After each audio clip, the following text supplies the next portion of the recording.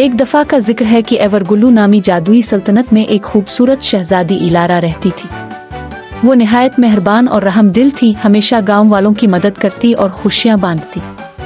इसका बड़ा भाई शहजादा एल्डन बिल्कुल उसके बरक्स था, गुरूर और तकब्बुर से भरा हुआ, जो ये समझता था कि बादशाही खून वाले आम लोगों से बढ़तर होते हैं।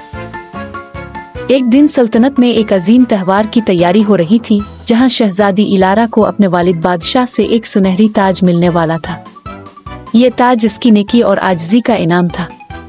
शहजादा एल्डन को ये बात पसंद न आई। वो समझता था कि ताज का असल हकदार वो है, क्योंकि वो बड़ा और ज्यादा ताकतवर था। त्यौहार से एक रात पहले एल्डन ने चुपके से जाकर इलारा का ताज चुरा लिया और इसे जंगल में छुपा दिया, ताकि सुबह जब बादशाह ताज देने का ऐलान करे तो वो इलारा को बेइज्जत कर सके। लेकिन किस्मत को कुछ और ही मंजूर था। अगली सुबह जब इलारा को ताज देने का वक्त आया तो वो गायब था। पूरी सल्तनत हैरान थी। शहजादा एल्डन चुपचाप मुस्कुरा रहा था, ये सोचकर कि इसकी चाल कामयाब हो गई।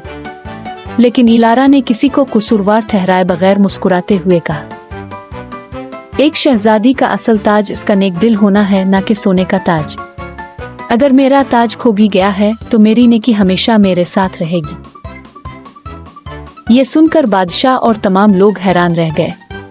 तभी एक छोटा किसान लड़का दौड़ता हुआ आया और कहा, शहजादी, मैंने जंगल में एक चमकता हुआ ताज देखा था, शायद ये आपका ही हो।